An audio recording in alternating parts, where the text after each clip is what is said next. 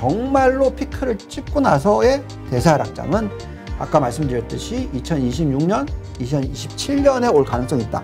중국 투자는 10년에 2년만 하시면 돼요. 10년에 2년? 네. 지금이 그 2년에 해당이 되나요? 그때가 지금이다라는 거죠. 그렇다면 네. 지금 이제 어쨌든 우리가 미국 시장이 계속 커나갈 것이냐 상승할 것이냐를 하는 거는 결국 유동성의 문제잖아요. 네.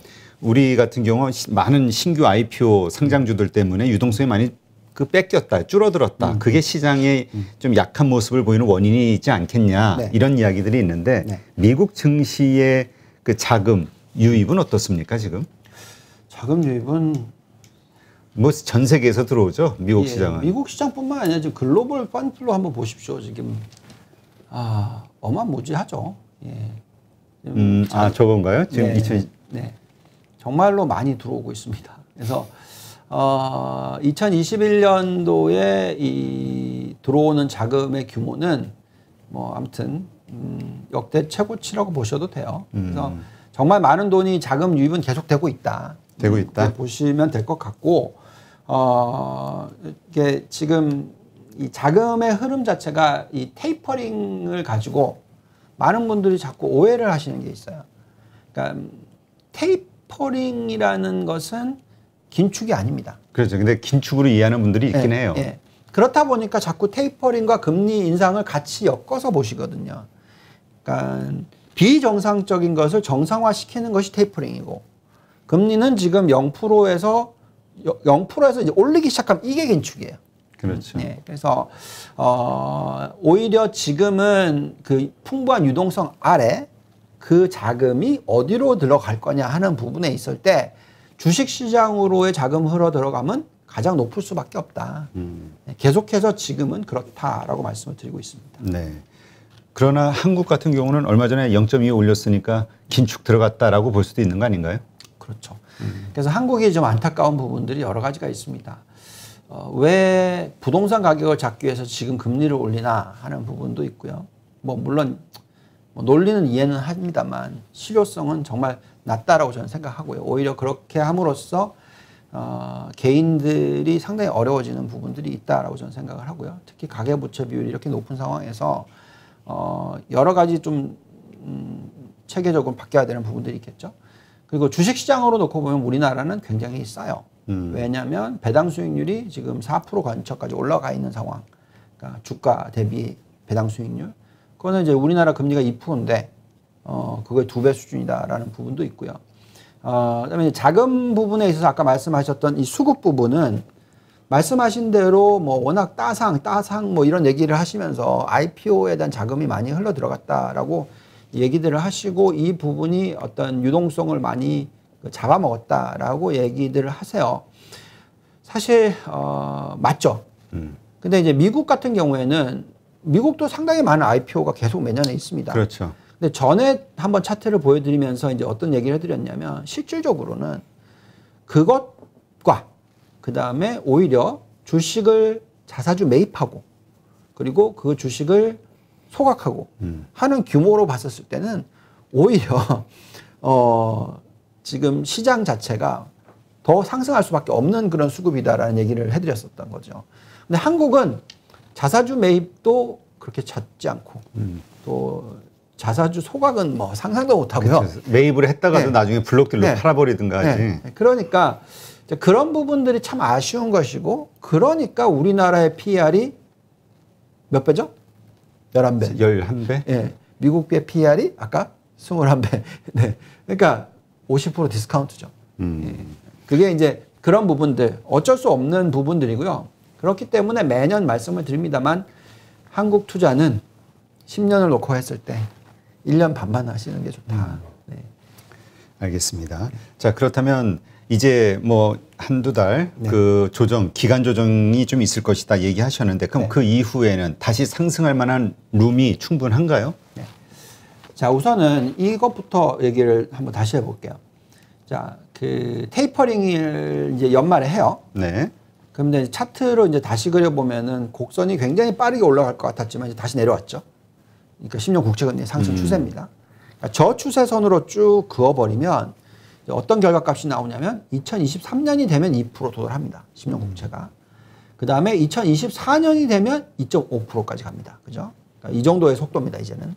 자, 그렇다라는 것은 이제 미 연준의 입장에서는 이제 어떻게 다가가냐면 10년 국채 금리가 2%를 넘어서고 그리고 몇 개월이 유지되는 모습을 봐야지 금리를 올려요. 그 이유는 이 장단기 금리 차라는 것이 유지가 돼야 돼요. 네.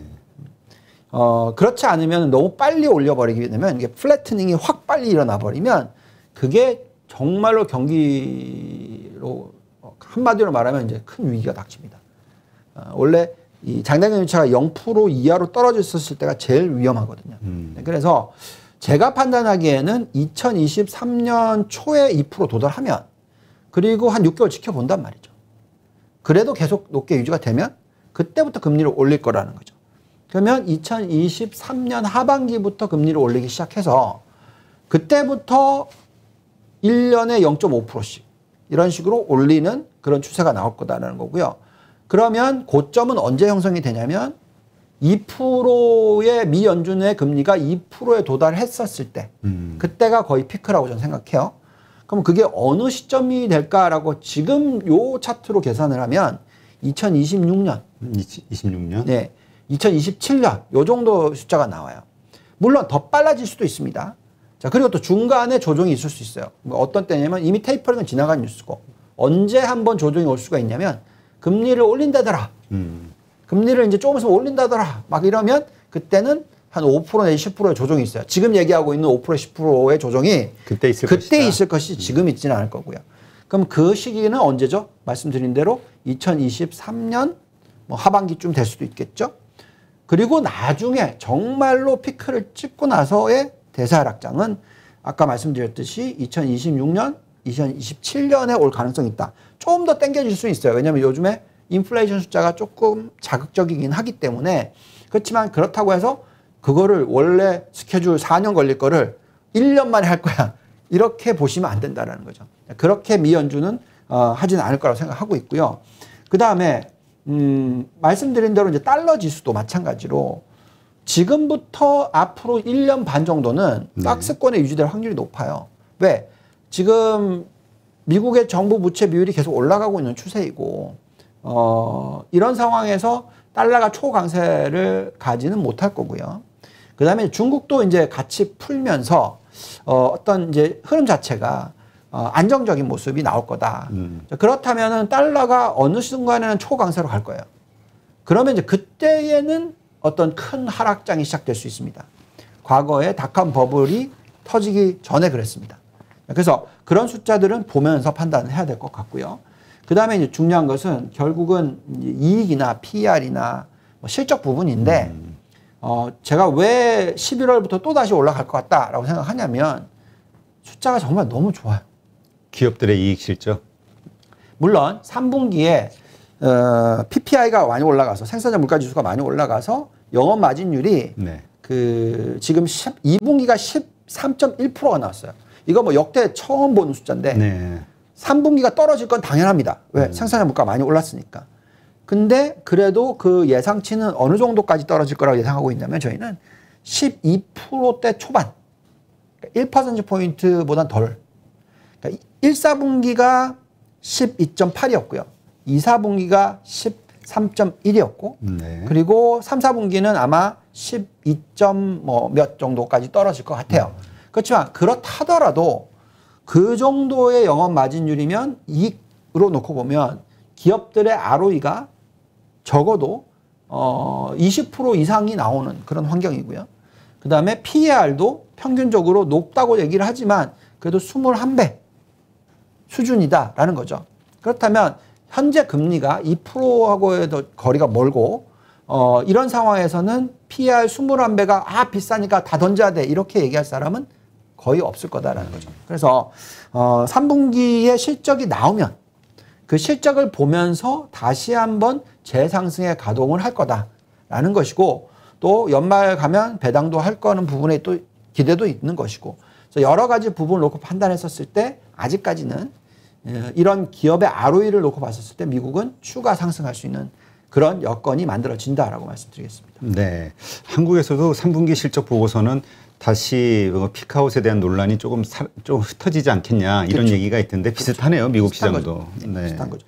그러니까 지금은 좋으나 내일도 좋을까 이거에 대한 걱정인 것인데 그걸 가지고 우리나라 뭐 반도체도 밀었었고 그렇죠. 피크아웃에 대한 정말 많은 것들을 다 아까 보여드렸잖아요. 그만큼 주식시장은 이미 리스크를 많이 반영을 해놓고 있다라는 게 중요한 것이고 그게 시간 기간의 조정까지도 오면 그게 마무리되고 다시 상승할 수 있는 여건이 12월 달에 나온다는 거죠. 그러니까 작년 말이랑 올 상반기 같은 경우는 올 하반기 뭐 이런 것에 대한 중반, 하반에 대한 어떤 실적을 땡겨와서 선반영된 것이고 지금 상황은 그런 악재들까지 포함한 것이 선반영돼 있는 가격이니까 그렇죠. 더 밀리지는 않을 것이다. 더 밀리지는 않은 거죠.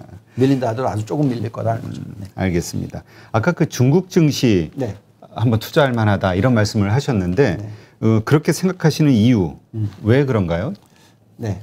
참 중국 증시에 대해서는 워낙 이 호불호가 갈려가지고 그리고 또 요즘 뭐 플랫폼 기업에 대한 규제 이런 걸로 폭락한 이슈들 이것 때문에 중국 증시가 되게 안 좋을 거라고 생각하시는 분들이 의외로 많더라고요. 중국에 대해서 제가 한 2주 전부터 이제 좀 사셔야 된다는 얘기를 해드리고 있는데 사실 지수는 많이 올랐습니다. 그러게요. 그러니까 이렇게 구분해라 그러더라고요. 규제 받아서 폭락하는 거는 미국에 상장된 나스닥에 상장돼 있는 중국 기업들이고 중국 본토에 상장돼 있는 기업들의 주가는 상당히 좋은 모습이다. 이런 얘기를 하던데요. 뭐 그렇게 볼 수도 있고요. 여러 가지로 놓고 봤었을 때 결국은 매번 얘기해 드립니다만 중국 투자는 10년에 2년만 하시면 돼요. 10년에 2년? 네. 지금이 그 2년에 해당이 되나요? 그때가 지금이다라는 거죠.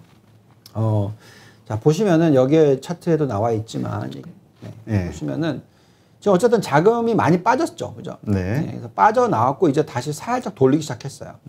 중국으로의 어떤 자금 유입 자체가 뉴스도 보셨잖아요. 블랙락에서 뭐 자금이 왕창 몰렸다더라. 뭐 이런 얘기 하면서 어쨌든 중국에 대해서 정말로 안 좋게 흔들어댔고 그러니까 최악이 반영이 된 것이 한 달 전이라는 얘기죠.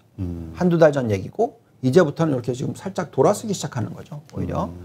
그다음에 저기 아까 근데 무슨 지표인가요? 이건 자금 유입, 펀드 플로우. 돈이 들어오고 있다. 중국으로. 마이너스가 이제 줄어들기 시작하는 거죠. 근데 요거는 이제 또 뭐냐면 사실 중국은 주식시장은 별 볼 일이 없었지만 지난 1년을 놓고 보면 그렇게 수익이 안 좋았지만 뭐 안 좋다는 게 아니라 그냥 오르지 못했다고 보시면 돼요. 그렇지만 보시면은 중국으로의 어떤 이 채권에 대한 자금 유입은 상당히 컸어요. 여기 나와 있듯이 지금 왼쪽이 중국 정부채, 그 다음에 중국의 전체적인 기업들, 그 다음에 일본하고 유럽하고 비교해 봤었을 때의 일드가 훨씬 높다라는 거잖아요. 그렇기 때문에 지금 당연히 자금이 중국 쪽 채권으로 정부 채권으로 흘러 들어가고 있다. 중국 채권의 중국 정부의 부채 비율도 미국보다 훨씬 낮죠. 그렇죠. 뭐 그렇기 때문에 기본적으로 지금 자금이 채권은 굉장히 좋았다는 얘기를 해드리는 거고요. 마찬가지로 저 차트도 마찬가지예요. 블룸버그 차이나 정부 채권 짙은 파란색 그러니까 너무 좋잖아요. 사실 원더풀하죠. 아주 안정적인 그죠? 근데 주식시장이 아래 위로 난리를 친 거죠. 변동성이 상당하네요. 근데 이제는 맞물렸다라는 거죠. 떨어져서. 채권과. 채권과. 그렇기 때문에 이제부터는 또 다시 중국의 저 수익률이 나올 수 있는 그런 타이밍이 만들어지고 있다라고 보시면 될 수 있는 것 같고요. 그다음에 환율도 마찬가지로 보시면은 중국이 지금 굉장히 달러 대비해서 안정적인 모습이다라는 거죠. 보면 유로 쪽에 투자를 하거나 일본에 이엔에 투자를 했었으면 상당히 부담스러웠을 텐데 마이너스라는 거는 이제 환율에서 깨진다는 얘기고. 근데 저쪽 보시면 이제 차이니스 유엔으로 보면 어쨌든 큰 변화가 없었다. 그렇다라는 것은 그냥 저기에 투자를 하는 건 달러를 투자하는 거랑 거의 비슷하다라는 느낌을 받을 수 있다라는 거죠. 그다음에 보시면은 또 중요한 거는 자 이제는 중국이 글로벌 트레이드에서 미국을 앞섰다. 비중으로 따지면. 그래서 중국의 시가총액은 정말 작잖아요. 미국의 시가총액이 글로벌 GDP 글로벌 전체 시가총액의 60%라면 중국은 얼마죠? 12%. 12%. 그러니까 6분의 1이에요. 6분의 1. 근데 글로벌 트레이드는 중국이 더 많아요. 미국보다. 자, 그래서 이런 상황에서는 아마 중국이 저는 이제 중국을 사회주의 국가고 여러 문제가 있고 뭐 규제 때문에 많이 투자하라고 얘기는 절대 안 해요. 그렇지만 맥시멈 뭐 예를 들어서 포트폴리오의 비중 대비 아까 말씀드렸던 12%면 그거에 플러스 50%는 가능하다. 그러면 6%, 18%? 18%. 뭐 많이 가면 20%. 그래도 15% 정도까지는 가자. 네. 지금 그렇게 얘기해드리고 있는 거예요. 네. 그래서 뭐 절대로 제가 뭐 중국에 다 가자 뭐 이런 얘기를 또 많은 분들 그렇게 얘기하시더라고요. 저는 전혀 그런 쪽은 아닙니다. 네. 네. 그렇게 생각하지 마시고. 단순해요. 그렇게 욕을 드시게 하려면은 네. 중국으로 가자. 썸네일 제목을. 그러면 이제 저는 옛날에 우리 절대 중국의 속국이 될 수 없다라는 글을 가지고 히트 쳤던 사람인데 그것도 다 잊어버리세요. 그 지금 중국에 절대 투자하면 안 된다. 사회주의 국가하면 큰일 난다. 폭망한다. 뭐 요즘 왜냐면 그런 규제 얘기를 많이 때문에 그런 얘기 많이 하잖아요. 네. 근데 저는 그 얘기를 10년 전에 중국에 있을 때 얘기했어요. 왜 이렇게 돈을 갖다가 중국에다 갖다가 바치냐. 그때 아마 저기 펀드가 대세였었죠. 그때 네. 미래에셋 펀드. 네. 그래서 제발 그러지 마라. 그때 그렇게 지금 얘기하는 거야죠. 어쨌든 지금은 오히려 상대적으로 굉장히 저평가되어 있습니다. 자, 또 이건 뭐냐면 중국으로서의 어떤 이 인프라 관련된 센티먼트 자체가 굉장히 좋아지고 있어요. 그러니까 미국이 요즘에 인프라 펀드 막 얘기하면서 인프라 투자한다고 해서 1조 달러 막 얘기하잖아요. 네. 중국은 그래? 아싸 우리도 이때다 하면서. 그러니까 중국은 항상 상대적으로 미국과 비교를 하면서 한단 말이죠. 절대로 미국보다 더 많이 안 쓰려고 하고요. 절대로 먼저 돈을 많이 안 풀려고 하고요. 미국이 하는 만큼보다 약간 적게. 이런 식이에요. 근데 어쨌든 지금 인프라 막 미국 얘기하니까 중국도 자, 이때다 하면서 인프라 센티먼트가 저렇게 확 올라갑니다.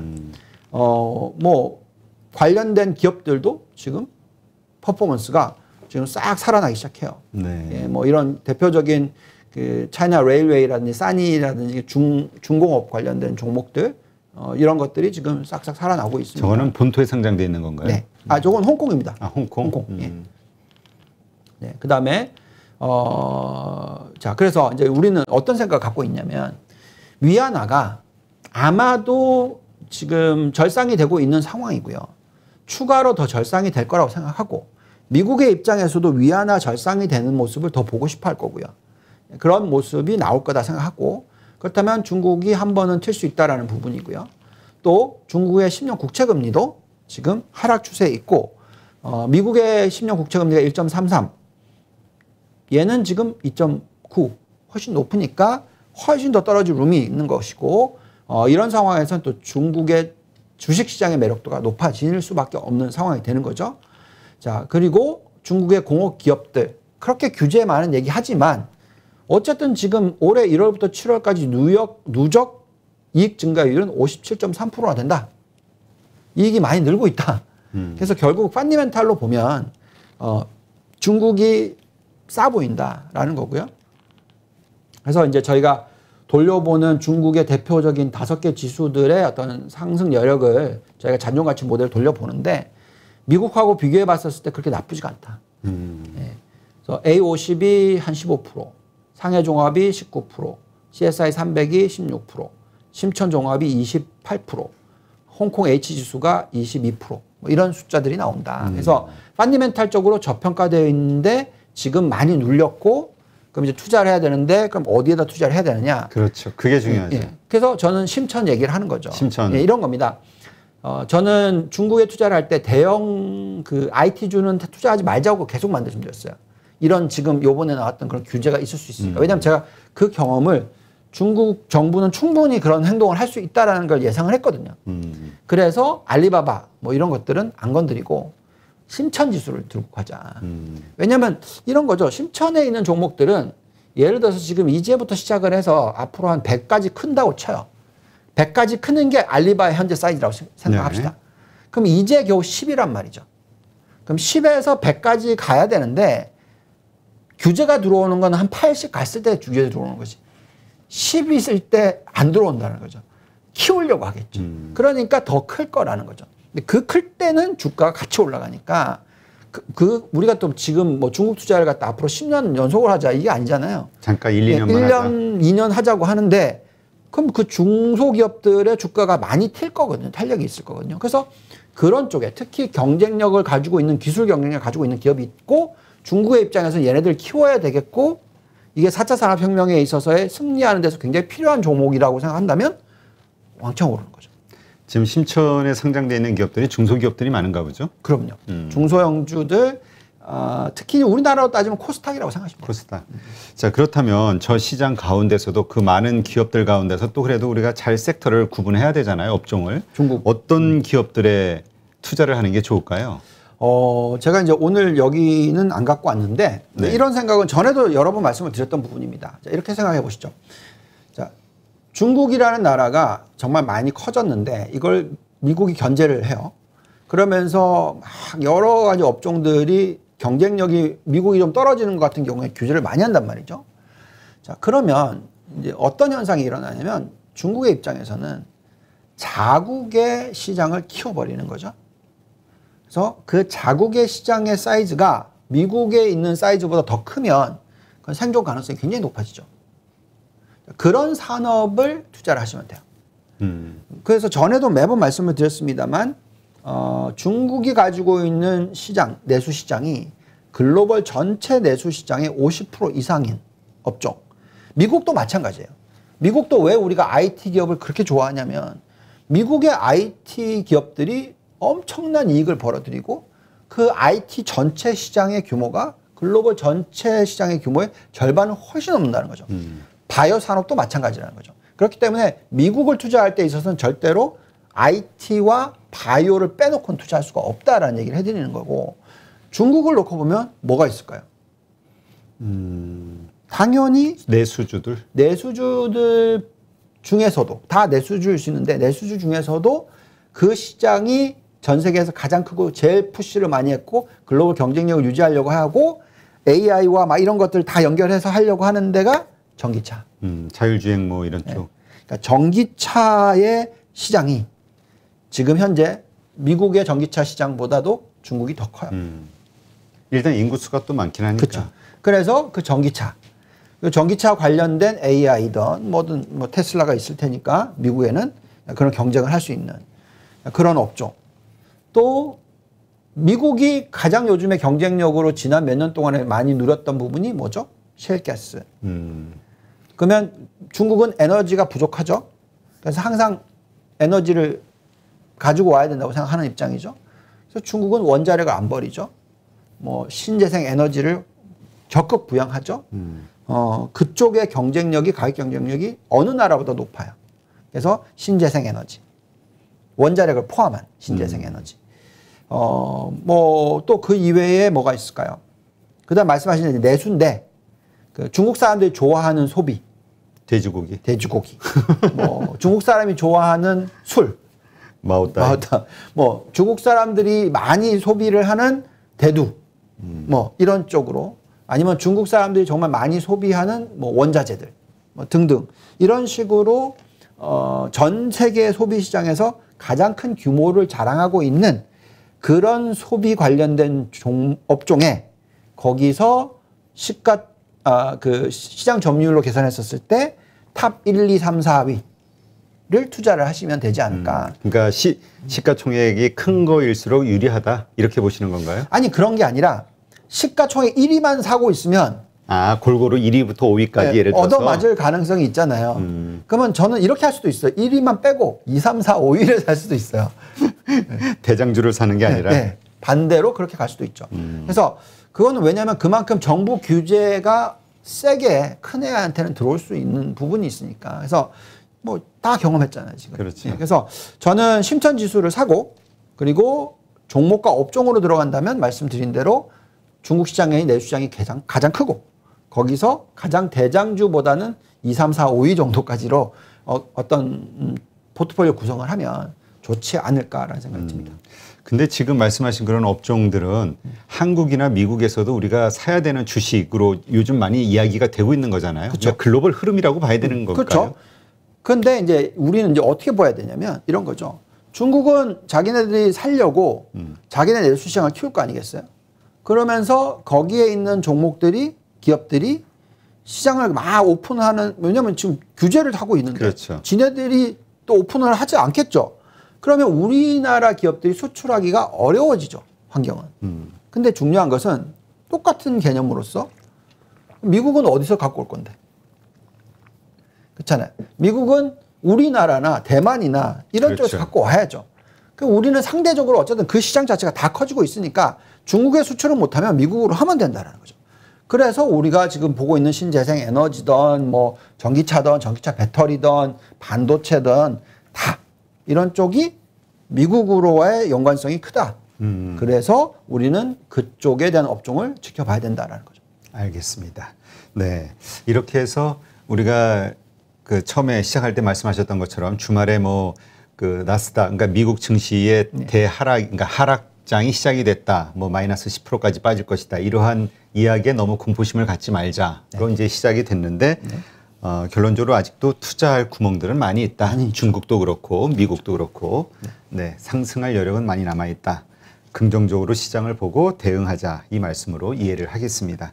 네, 오늘 이렇게 좋은 인사이트 함께 해주신 유안타증권 유동원 본부장님께 감사드립니다. 수고하셨습니다. 감사합니다.